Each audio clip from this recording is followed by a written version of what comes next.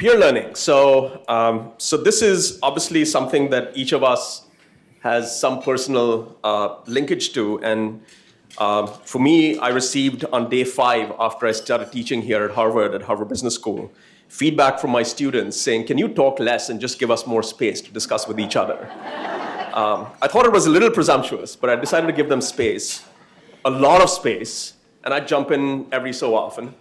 And after a few days, I had a bunch of students who came up and said, those are the best sessions we've had all year, and so on. I said, I'm glad you're enjoying it, because I'm not. They said, what do you mean? I said, I feel I'm losing control. And they said, no, you're in total control. And for me, that was the light bulb that went off, which is, it's ironic how much time we spend sort of trying to, quote unquote, impart wisdom, because we think we have a responsibility to give something, but we don't give enough credit to our students. And just thinking this morning, I was telling Mike, what I found fascinating was he and Cecil were talking about character and trust and confidence. And our students spend most of their lives on campus in the academic classroom. And how much time do we spend thinking about those things relative to content? It's just a thought that I'm left with. Obviously becoming more important in digital and online worlds. For this afternoon, I wanted to close with inviting Robyn Gittleman and Rakesh Khurana to a fireside chat, so to speak, without the fire, to talk about one of the most unusual institutions that I think any of us have encountered, the ExCollege, the experimental college at Tufts. How many of you have heard of it? So about 20%, 15%. Imagine students at a top university could decide on a course that they want taught that doesn't exist in the curriculum, reflecting current interests and events or something more far-reaching. The students select what courses are to be offered. The students teach, together with some faculty. This was started more than 50 years ago at Tufts. Robyn Gittleman, we're incredibly fortunate to have her today. She led this college for 40 years. Plus. Thank you. And she's going to be speaking with our own Rakesh Khurana, Dean of Harvard College, and one of the most thoughtful persons about undergraduate education anywhere that I know, who is intimately familiar himself with one of the features of ExCollege, which is active learning, through his own professional career. I'll just quote you something. This is what Robyn said. Tufts is special because it allows ExCollege to exist. And ExCollege is special because it helps create the world-class education that Tufts students expect. For many years, Robyn's ExCollege was allowed to exist because of their president, Larry Baca. So if Larry has blessed it, Robyn is here, and Rakesh is sympathetic to it, who knows what might happen after this discussion. Since Rob and I have this very long, extended relationship, we met each other on phone like about 10 days ago. We were trying to think about what would be the most sort of productive way to kind of engage in this session. And so what we're hoping for, just to sort of kind of, is a very interactive session. I think one of the things that we talked about, we don't want to talk at people, we want to talk with them to kind of model a little bit about the importance of the interactive nature and maybe even the pedagogy of what ExCollege does, but that it was also important maybe to provide some context a little bit. So especially I think, Bharth, thank you for that introduction. Thank you for inviting us. That it's, not everybody's as familiar. Some people may be more familiar with it, and how it might be helpful to just get a little bit of the context of you, Robyn, of your and the sort of theory of ExCollege, and to learn a little bit about that. I would probably spend a couple of minutes. Because I was reflecting after we spoke about how is it we think about learning and teaching, and some of it gets to what you raised, Bharth, which is sort of the implicit theories that many of us still might carry in sort of traditional environments about the role of peers, the role of the faculty, the power relationships, where does the expertise arise. Just share a couple minutes of reflections, and then really sort of dive into a couple more aspects of that of ExCollege, and then open it up for everyone. Does that sound okay? Mm-hmm. So, Robyn, okay. Yeah, share a little bit about your history, your background, and who you are, and your relationship. Well, in 19 1971, my husband and family came back from Europe, and I decided that I was not going to sit home any longer. And so I did it the old-fashioned way. I went to a cocktail party and said, "Oh, I'm looking for a job." And someone said, "I know of a job." And so I started at $4.50 an hour part-time.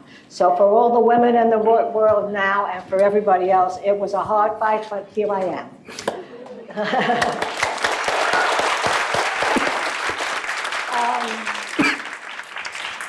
The experimental college, this is like talking about my baby, so if I get off, you'll have to stop me. In 1962, the president of the university at that time felt that Tufts was just sort of sitting there as a sort of an old gray school and nothing very exciting was happening.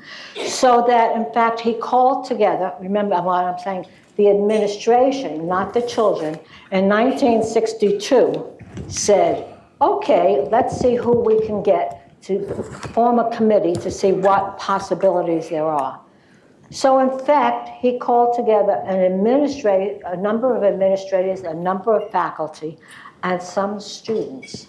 1962 was not part of the 60s yet. In 1964, when the ExCollege actually started functioning, was not. It was a very quiet time on campuses. But for whatever reason, this grouping decided that they could break down any barriers. They were not given any instructions other than to meet and come up with something in 2 years. So the experimental college began with faculty and students on their board. I mean, you have to keep putting in context what it was like in 1964 to put students on the same level as the faculty. We had 4 faculty and 4 students, and then 5 faculty and 5 students. And that was what went on for 40 years. That was the governing board. The faculty were not paid. They were not given any time off. The students were not paid or given any academic credit. It was a pure love there that they wanted to do something different. And by breaking down those barriers immediately, everything else sort of fell, you know. So somebody said, well, in 68, somebody said, why can't we have students teach? And nobody said, you can't. They said, well, what do people know? And he said, there are students that have some real good background, or there's some questioning. In 1968, race issues were beginning to move around campus. And so people were teaching about that. When I started in 1971, we had 2 students teaching. One taught COBOL and one taught Fortran. That's what they were teaching in the engineering school, but not in arts and sciences. The experimental college was an undergraduate piece, but it became quickly integrated into the whole curriculum. And it started with having a 5-year sort of trial period, and then another 5 years, and then the full faculty voted it in after 10 years. And it has been a part of the university in that way. So students have been an integral part, and they started teaching courses. In the 60s, the late 60s, 68, 69, 70, there were huge numbers of courses, anything that you could think of. When I sort of looked at it, at one point they had dashiki making as a course. But it was a time that people needed to let students figure out what it was that they were doing. But they were always very academic courses. People said, well, the faculty complained, and I'm sure a lot of you will say, how did the faculty allow this to happen, to have students teach? And we kept saying, they're not major experts, but they are mini experts, and they really have great questions. So they asked about those questions, and they started a syllabus. By working together on their syllabus, having interviews, then having a seminar each semester on a weekly basis, they got the support that they needed from faculty, from myself most often, and then went off. And we have had great successes with student teaching. Some of them just had a whim and wanted to teach something that they had a big question or a big book that they wanted to talk about in depth. And others sort of took what they were interested in and are now, we have lots of people from that taught in the experimental college that are now on faculties all around the country and in Europe as well. And we also have people that have taken, somebody I met the other day said, remember the course I taught in the experimental college? And I said, disc jockeying? And he said, yeah, but now I'm a professional disc jockey, and I go around and he's making lots of money, let me tell you. And somebody else was talking about dolphins or whales, and now he's a major person in, I think he's in Arizona someplace, teaching about that at the university. So it isn't just a flip. Sometimes people just want to learn how to teach. Sometimes they want to really work with the subject that they have, and sometimes they're going to be a professional in one way or the other. So I don't know, maybe I'll stop now, and then you can ask questions, and I can come back. Sure, great, thank you. So you just even in that description, there was sort of three or four things I wanted to just ask a little bit about, which maybe gets to thinking about the institutional context of where teaching happens. So one dimension you described is like basically this notion of decreasing the vertical space between like a faculty member and a student, and it's rooted partly maybe in our notions that there's an expert, which is also a word, and then there's sort of a non-expert, and the job of the expert is to sort of, transfer knowledge through some combination of, I don't know, behaviorism, like, memorize this and I'll keep testing you on it until if I condition you enough, you'll eventually say your multiplications fast enough. Or some notion of, let me hear your thinking process and then I'll tell you where you went wrong. Which I think is another way that we often think about education. And here you're sort of describing a very different kind of interaction. And I was wondering if you could share, how did you get the faculty to feel comfortable with being uncomfortable? Not easy. I think what happened is that by the time you get students and faculty working together on a flat plane, making decisions, they realize that in fact students have something to say. And we have included as many faculty as we possibly can.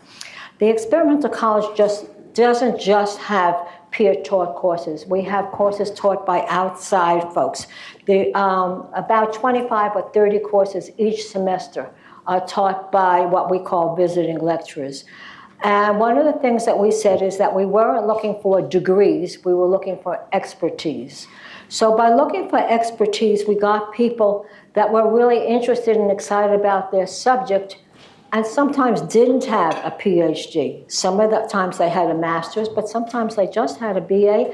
And we asked about it to include a resume and all. But the truth of the matter is everybody needs to be able to teach and want to teach. All of our classes are kept to 20 or fewer. And so by keeping the classes small, you automatically have that type of interaction. There's very little lecturing. I think that in any class, be it the visiting lecturers or our own students, people get up, set the tone for class, and try to tell you this is what the assignment was before. Let anybody have any questions, let's talk about that. And then it gets to work in breaking down those barriers. Small groups, larger groups, interaction. We've used case studies very often, and it was at the very beginning that we started using case studies so that everybody could take home, look at it, work on it, and come back and have a decision one way or the other. So that I think just trying to feel that everybody has something to contribute. Okay, not everybody in any classroom is completely even and equal, but everybody has something to say if you give them the space to say it. And that's, I think, what you were saying before, that we could get up and talk the whole time, but in fact, there are a lot of interesting ideas out there, and you want to get that out too, and that's where people then jump off and get lots of other answers and questions out. The one thing I should mention is those visiting lectures that we have, and we can sometimes have 100 people put in to teach in the experimental college. We have a budget for 22 or so. And the way we do that is, besides asking for a full syllabus and a resume and recommendations, but to be honest, the recommendations they're the best people I want, so. We have our own faculty and a student. Let's say we have something in political science. I would send it to the political science department and ask somebody there. So it's very nice to have been there 40 years because I know a lot of people. So I can send it to a friend, I can send it to somebody whose field it is, and they will tell us, yeah, but he forgot this book, or she didn't ask this question. And then we have a faculty member and 2 students on a subcommittee to interview each person. So that now we're having 80 people come to talk to small groups, and it's an individual interview. So by the time first of all, we're getting students and faculty to work together on that level. We're also getting faculty to tell us what they think. So it's not just students saying, oh, it sounds like a great topic. We have some real good interaction there. And then the board, faculty and students again, vote. And so it's really a sense that people honor each other and care about each other. And the experimental college has been around so long that it really is an integral part of the undergraduate experience. Great, thank you. Yeah. I'm sorry. I don't want to have to keep making you get up too, but I so do. feel free. Okay, so when if you you're this feel size, comfortable, you gotta stay. I know that. So I'm not really the center of the basketball team here. I just have a question on that. So one of the things when I was kind of reading about the background of ExCollege, and you alluded to it earlier in your opening remarks, was that there was a flexibility in that curriculum to talk about subjects that hadn't sort of been in the sort of traditional disciplines. Students were interested, you mentioned race earlier in your opening remarks, which, given the way at that 68. Yeah, particular political moment and cultural moment, and at the same time not necessarily in line with where the disciplines were in terms of whose voices were heard or what was sort of seen as sort of central to a syllabus. 2 questions. One is, did you eventually see the questions and the topics or even the readings or whatever it was that were taught in the experimental college? What was their relationship to the traditional disciplinary departments, to the faculty, and in what ways did you see success in terms of their openness, and in what ways did you see challenges when receiving certain of the materials? Here I go again. Okay. Well, one rule was, especially with the visiting lecturers, that if they were overlapping significantly with anything in the curriculum, they were pushed aside right away. So we weren't trying to compete with our own faculty. We were trying to supplement and complement that. So when I first started working in the early 70s, women's studies was just around the corner. And the people that wrote Our Bodies Ourselves, depending on your age or whatever, knew Our Bodies Ourselves was a paperback book selling for 10 cents originally, and I had one to give to my daughter, so I know. They were teaching a course about Our Bodies Ourselves in the experimental college. Well, I'm sure there were places around in the curriculum, but there wasn't anything that was really A, teaching from a woman's perspective, and B, about a woman's thing.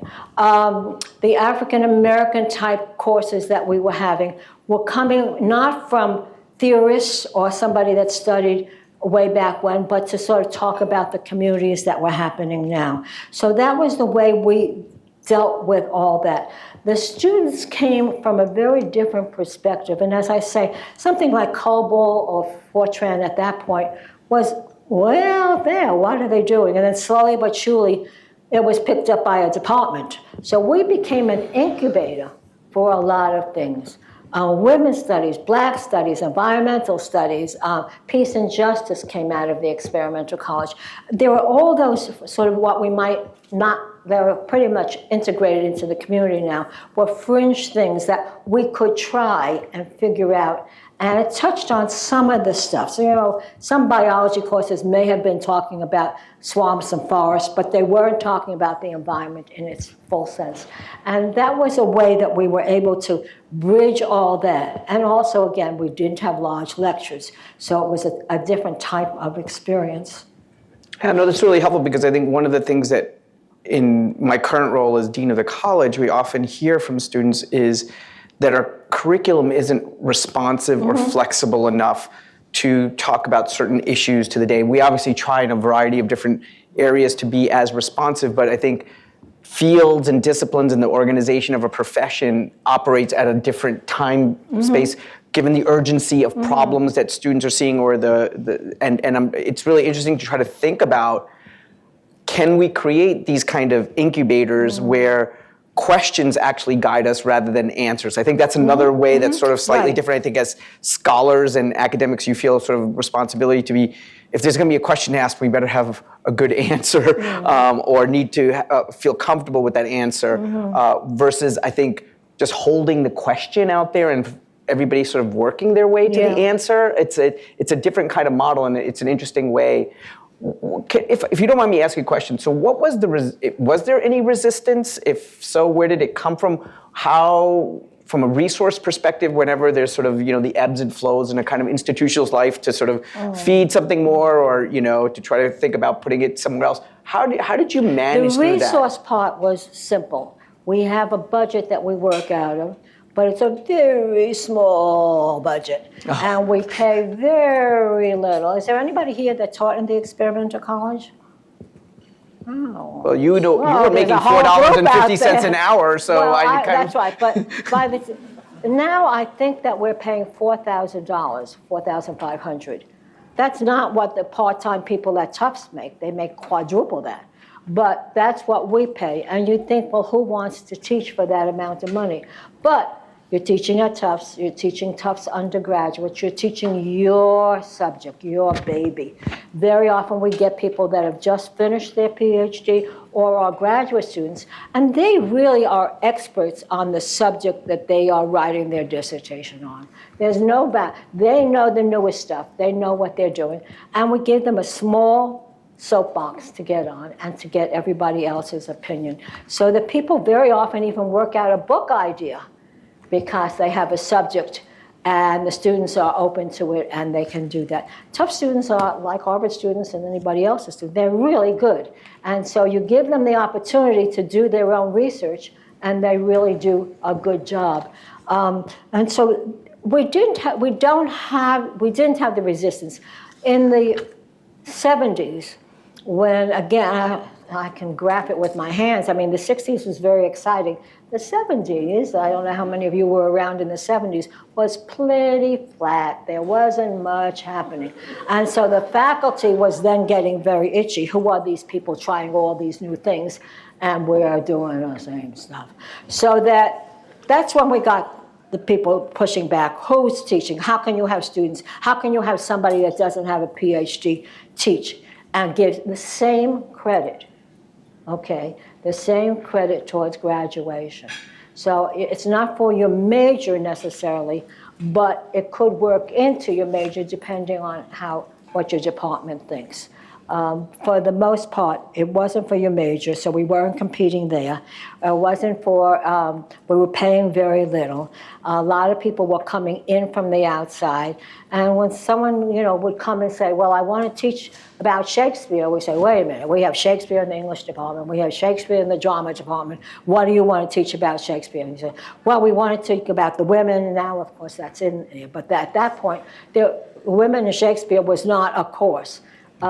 Or we want to talk about Shakespeare and their contemporaries. So that there are ways of switching things over. One thing I didn't mention is that we have a very large program for entering students. It's peer-taught and peer-advised with a faculty advisor as well. So the faculty advisor is part of the explorations, and the two students are the teachers. Okay, and the original model, this is where it didn't always work out. The original model was that one faculty member would come, the faculty member would come and sit in, not being the faculty, but being one of the students in the group. So you're sort of saying, here you are here, and now we're pushing you down with the first year students. Well, what happened is the faculty said, I don't really want to be here because they know more than I do, they care more than I do, I'm just here because I'm supposed to be here. So they would come for the first half hour and then leave, and then the students would teach for the rest of the course. But those subjects were very, very interesting, and people would come to me and say, I want to teach about air.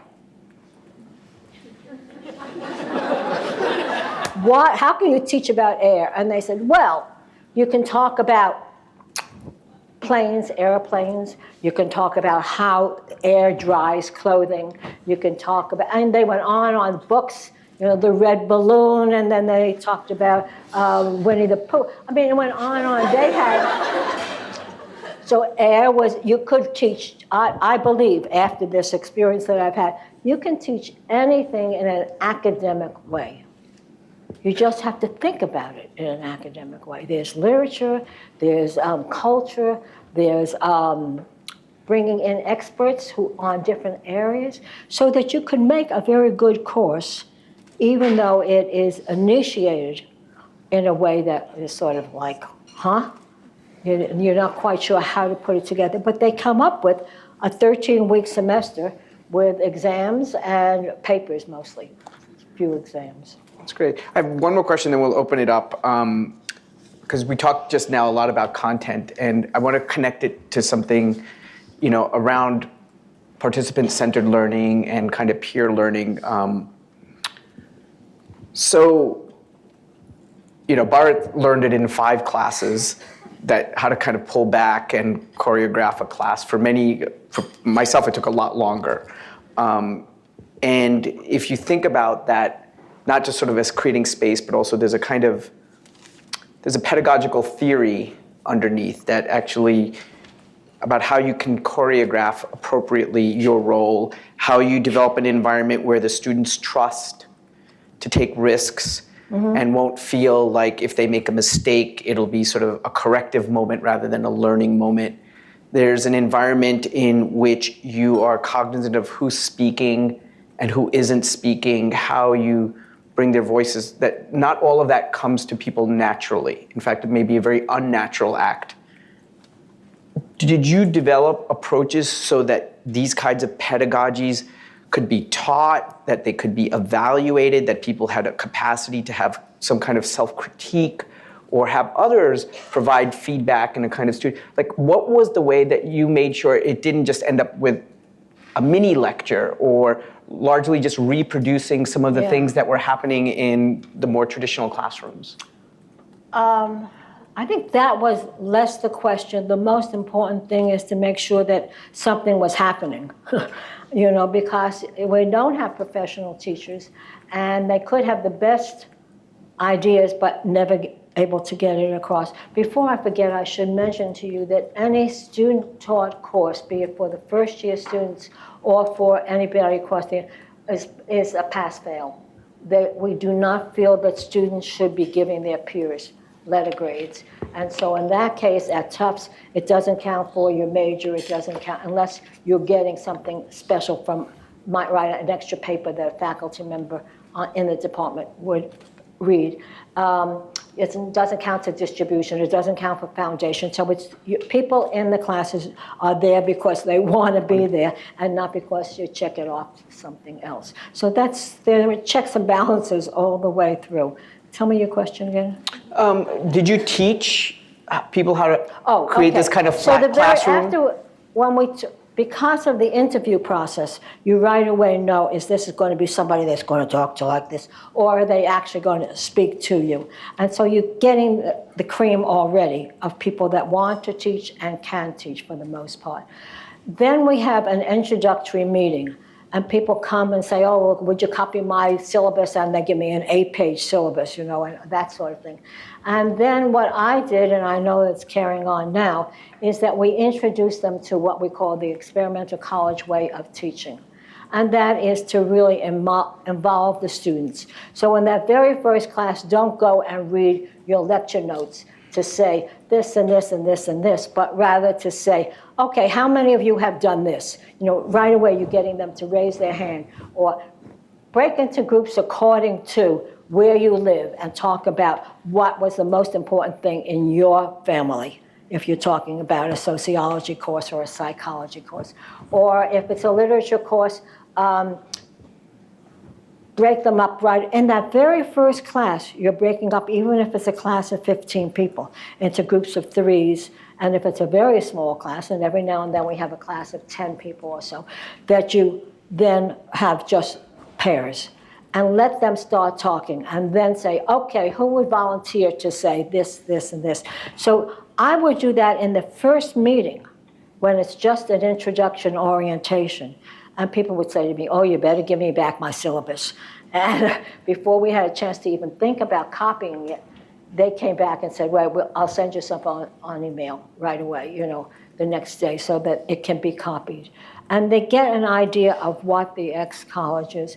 We don't really talk about theory very much. Mm-hmm. And we don't talk about their past experience, if they have in their graduate work or in their what they were doing, but rather do say to people, what is it that you remember as one of your better experiences in the classroom?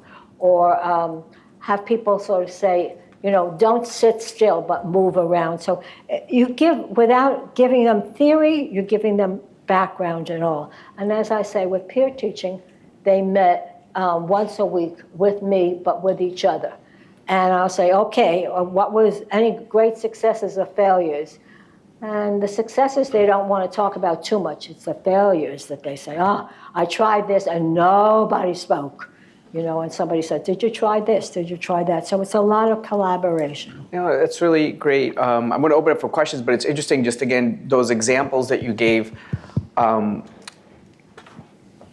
creating a community of practice among people who were mm-hmm. teaching, letting them share with each other. Mm-hmm. The fact that this is a non-evaluative space mm-hmm. in which people are teaching, which, I think sometimes for our educators, promotion decisions or right. Tenure decisions, this is, makes people a little bit more kind of want to have control because, you feel like you're having evaluation connected mm-hmm. to it. Right. And you're thinking about, you're sharing a very different set of spaces that mm-hmm. you're creating for people Absolutely. Who are teaching. Absolutely. And I think it's important lessons for us to take actually even into our regular classrooms about how we sort of share this. But I think also, the last thing that really sort of struck me about what you just said is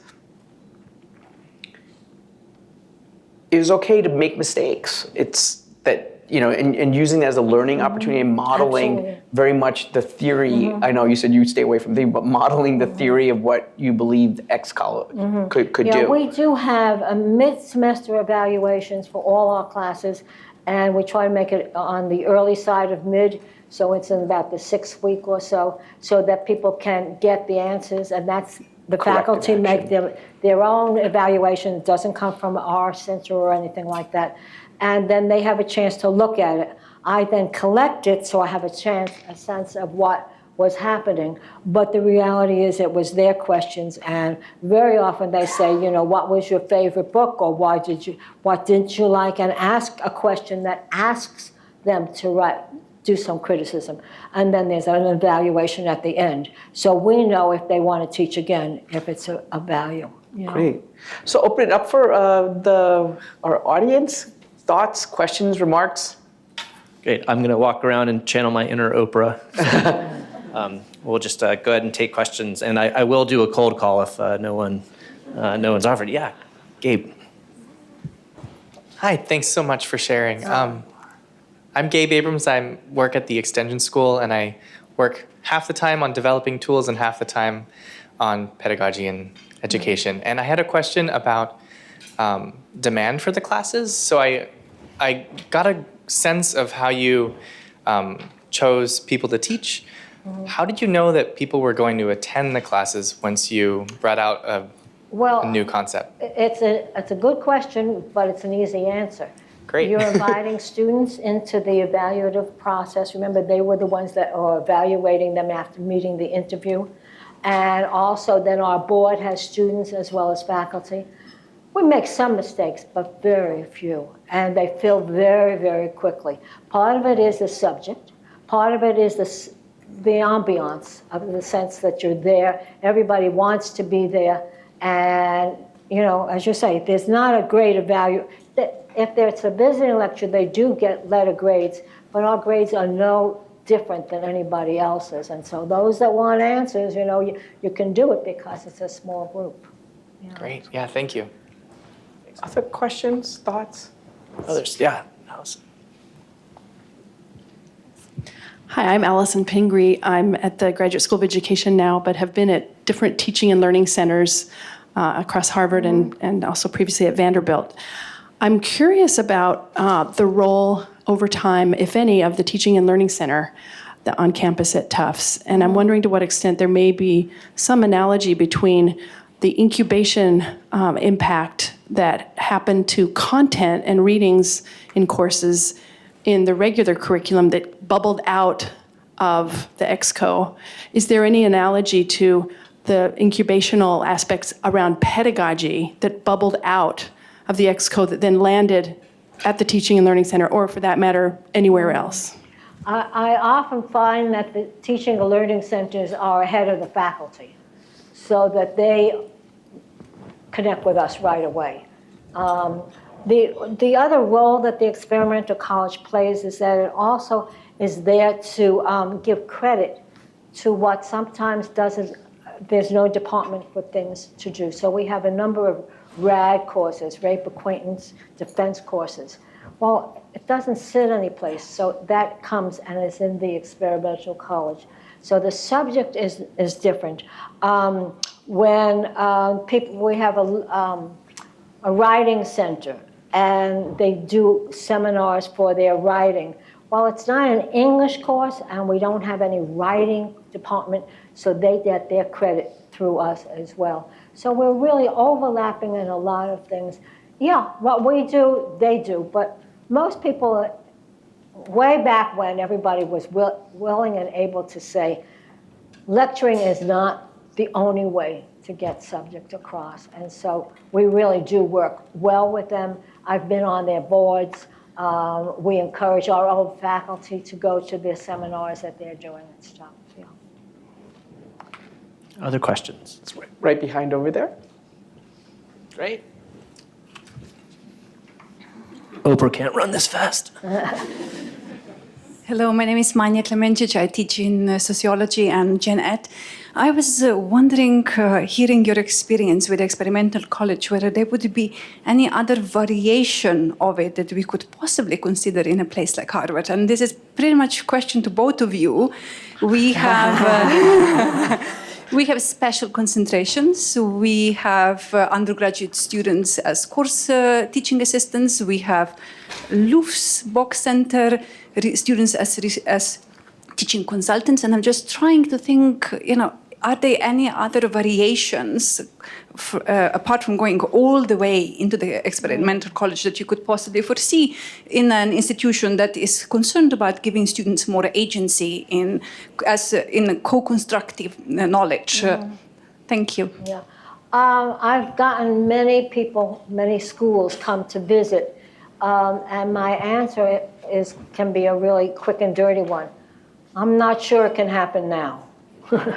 What happened in the 60s when things were very quiet and there wasn't the competition for jobs, etc., they allowed us to flourish, and it was like 1,000 flowers sort of blooming. I'm not sure that you could get it integrated, except that you have the center here. I mean, it seems to be that you have a lot to start with. And where were we? We were having lunch and trying to figure out what could happen here. You have such a great place. do you do this? That's what I kept saying. Have you tried this? Does this happen? Not to make suggestions, but from my own background. And there are things that can pop up. You know, you could have classes here and get credit one way or the other, or not get credit. We at the experimental college, we often had 4-week sessions, or alumni coming in and giving a half a credit. When we're working at the credit system. Now we're working on the 3-hour system. But so that there are ways of doing things that can either be attached to departments, would be my thought, or in fact some center where you already have a place where it could work with small amounts. But that's not for me, that's for you. I'm supposed to be doing the questioning. You know, it's interesting when you said, you know, I actually had written a question down about how could you do this again? And how specific was this to the cultural moment? You were talking about the academic kind of just sounds like the academic labor market. Right. The kind of sense there was not a sort of resource shortage, was not seen as sort of a zero-sum kind of environment, which I often think is actually more often perceived than real in any kind of context. But also, I think the things that come to my mind, and I don't know if this has been, you know, I think it's had mixed elements in terms of how higher education institutions do it. Because right now we live at a time when colleges and universities themselves are sort of highly contested institutions in society. About you know, what their exact role is in terms of for the larger social good. There's a lot of kind of notions, especially selective schools. I think we live in a time of quantification and assessment, and that tends to be, whether we're doing accreditation, et cetera, a kind of notion of how legitimacy is determined about a course. Liberal arts and sciences itself is under sort of complex sets of pressures. You know, this notion that there's, you know, the commitment to liberal arts and sciences, what it means to sort of just educate people for learning's sake, to educate them to be, you know, engaging and creative citizen and citizenship, versus thinking about loans and, you know, job factors and, you know, and to what extent does that feel like in competition with the sort of liberal arts and science ethos?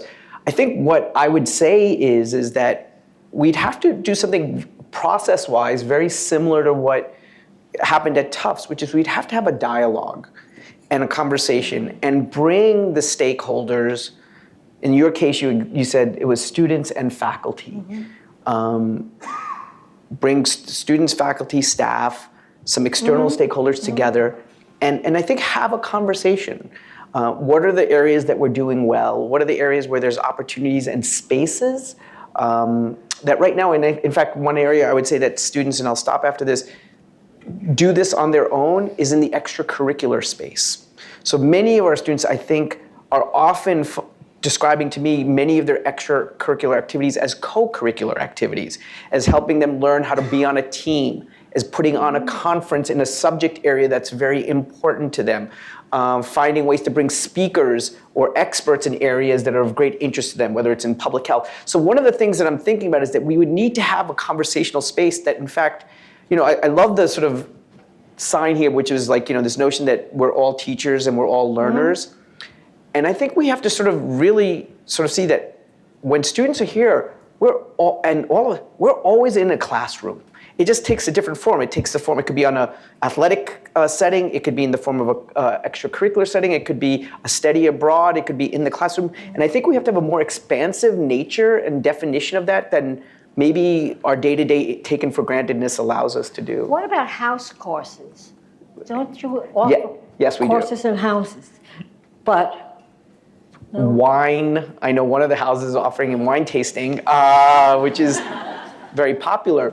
I think part but you can make an academic course. Yes, you out of can, that. and there are house courses that are academic. I'm just sort of, but you know, I think part of it is maybe, and I'm going to just stop here, is this notion of professionalization that, like, to teach, there's a kind of professionalization and certification that's sort of needed in order to even see oneself as teaching. And I think that's maybe not a good orientation. I think the thing that you said, they didn't have a PhD, this credentialism thing, I think gets in our way about thinking about that role. And I haven't interrogated that idea enough. This is but I think those are some of the things in my kind of role as a dean of the college, and also as a faculty member, and also I'm actually faculty dean of one of our houses. I think there's some complexities around that I would want to bring a bunch of stakeholders around to have this conversation. Yeah. Sorry. I guess there's also another piece there that says we've already, at least at Tufts, and I believe here at Harvard as well, broken down the faculty role by saying that we have professors of practice. Don't you all have that? Well, that's a little bit of moving outside the realm already. Now, it doesn't work for tenure in that sense, but it does give you an opportunity to open up the curriculum. And I think that the teacher, you have so many different places where people are doing great teaching and great places where they can talk about it.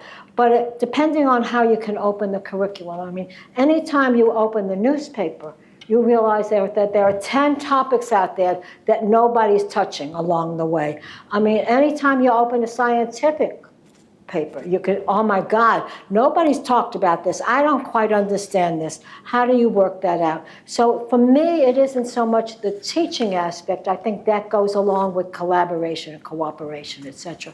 I think it's a subject area, and the students have great ideas of what they're missing. So if you can bring in the student sense of saying, what is it that I'm still missing, even at a school this size where there's so much happening, they have still more ideas. I mean, I'm a pro-student. Yeah. Thank you. Wendy Purcell, the Harvard Chan Public Health. It's a brilliant segue into my question because It's a brilliant place, yeah. Thank you. But I'm hearing that this space that you've created became an incubator. It became a way of sensing into the future.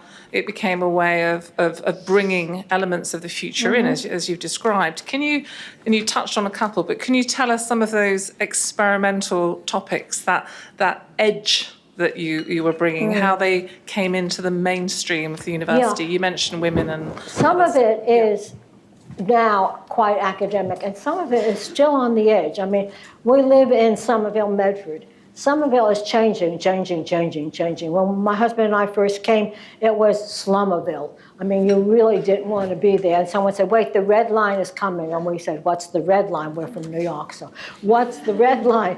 And all of a sudden, the red line came, and it changed it completely. So if you can get somebody that lives in Somerville to talk about the changes and how it affects people.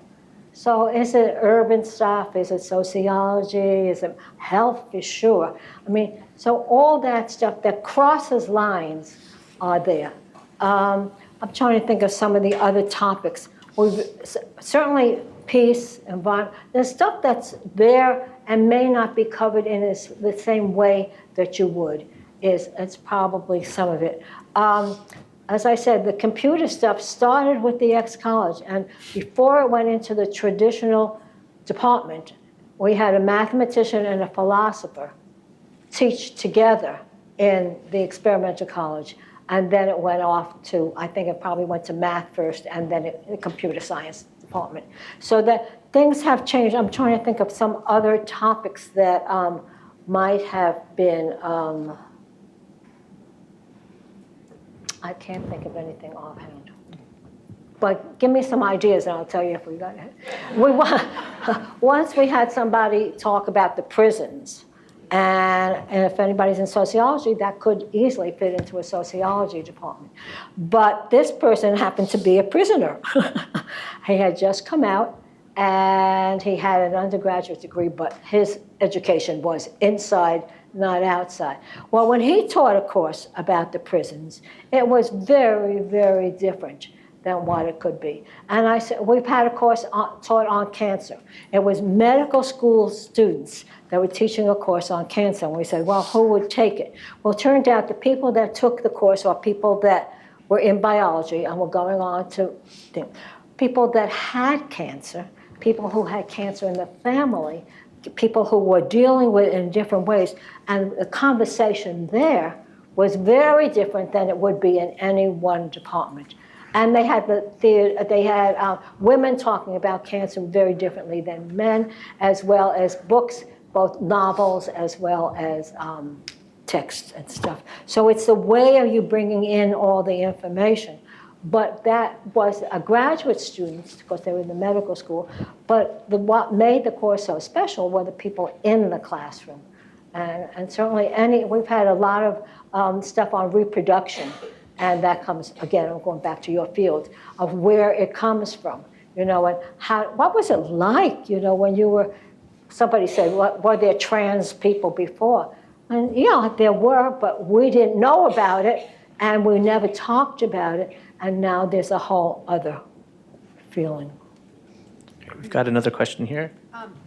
You had mentioned stakeholders before, and as a parent who just put 2 children through very expensive institutions, I thought, am I a stakeholder? And the reason I bring this up is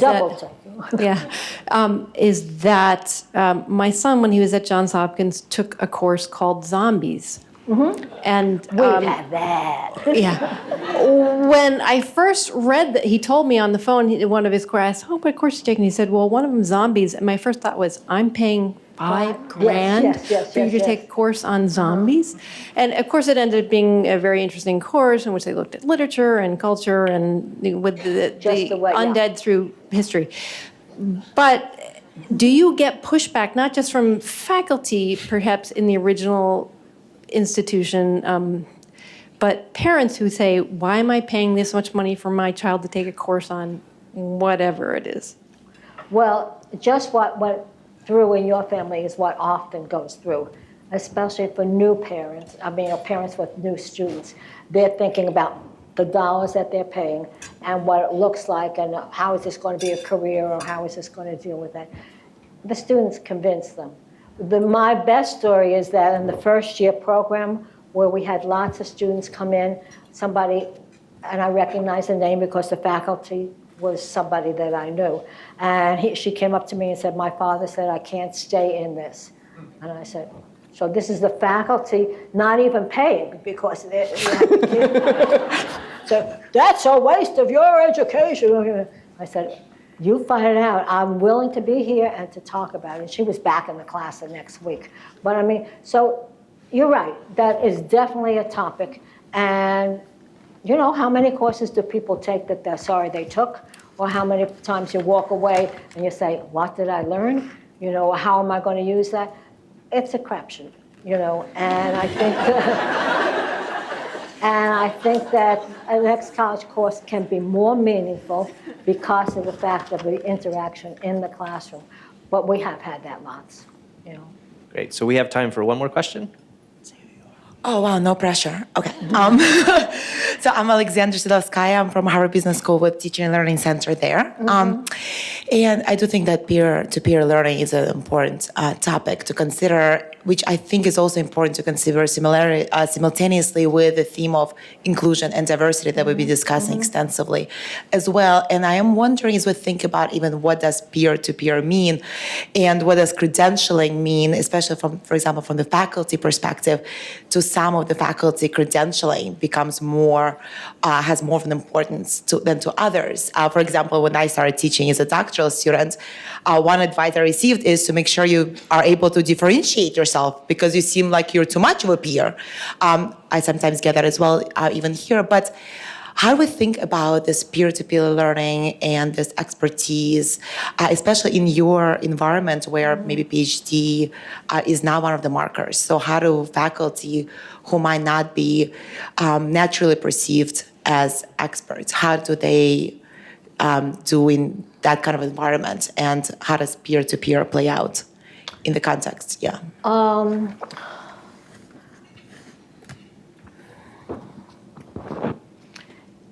I think some people you're not going to convince. That they just think that they got the right degree and from the right school, they have the right topic.